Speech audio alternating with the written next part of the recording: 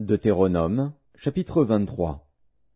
Celui dont les testicules ont été écrasés ou l'urètre coupé n'entrera point dans l'assemblée de l'Éternel. Celui qui est issu d'une union illicite n'entrera point dans l'assemblée de l'Éternel. Même sa 10e génération n'entrera point dans l'assemblée de l'Éternel. L'Ammonite et le Moabite n'entreront point dans l'assemblée de l'Éternel, même à la 10e génération et à perpétuité, parce qu'ils ne sont pas venus au-devant de vous avec du pain et de l'eau, sur le chemin, lors de votre sortie d'Égypte, et parce qu'ils ont fait venir contre toi à prix d'argent Balaam, fils de Béor, de Pétor en Mésopotamie, pour qu'il te maudisse. Mais l'Éternel, ton Dieu, n'a point voulu écouter Balaam, et l'Éternel, ton Dieu, a changé pour toi la malédiction en bénédiction, parce que tu es aimé de l'Éternel, ton Dieu. Tu n'auras souci ni de leur prospérité, ni de leur bien-être, tant que tu vivras, à perpétuité. Tu n'auras point en abomination l'Édomite, car il est ton frère. Tu n'auras point en abomination l'Égyptien, car tu as été étranger dans son pays. Les fils qui leur naîtront à la 3e génération entreront dans l'assemblée de l'Éternel. Lorsque tu camperas contre tes ennemis, garde-toi de toute chose mauvaise. S'il y a chez toi un homme qui ne soit pas pur, par suite d'un accident nocturne, il sortira du camp, et n'entrera point dans le camp. Sur le soir il se lavera dans l'eau, et après le coucher du soleil il pourra rentrer au camp. Tu auras un lieu hors du camp, et c'est là, dehors, que tu iras. Tu auras parmi ton bagage un instrument, dont tu te serviras pour faire un creux et recouvrir tes excréments, quand tu voudras aller dehors.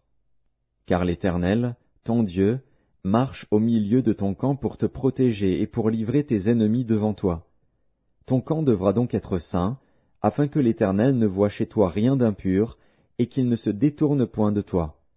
Tu ne livreras point à son maître un esclave qui se réfugiera chez toi après l'avoir quitté. Il demeurera chez toi, au milieu de toi, dans le lieu qu'il choisira, dans l'une de tes villes, où bon lui semblera. Tu ne l'opprimeras point. Il n'y aura aucune prostituée parmi les filles d'Israël, et il n'y aura aucun prostitué parmi les fils d'Israël. Tu n'apporteras point dans la maison de l'Éternel, ton Dieu, le salaire d'une prostituée ni le prix d'un chien, pour l'accomplissement d'un vœu quelconque, car l'un et l'autre sont en abomination à l'Éternel, ton Dieu.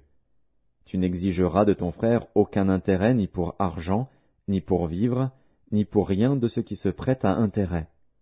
Tu pourras tirer un intérêt de l'étranger, mais tu n'en tireras point de ton frère, afin que l'Éternel, ton Dieu, te bénisse dans tout ce que tu entreprendras au pays dont tu vas entrer en possession.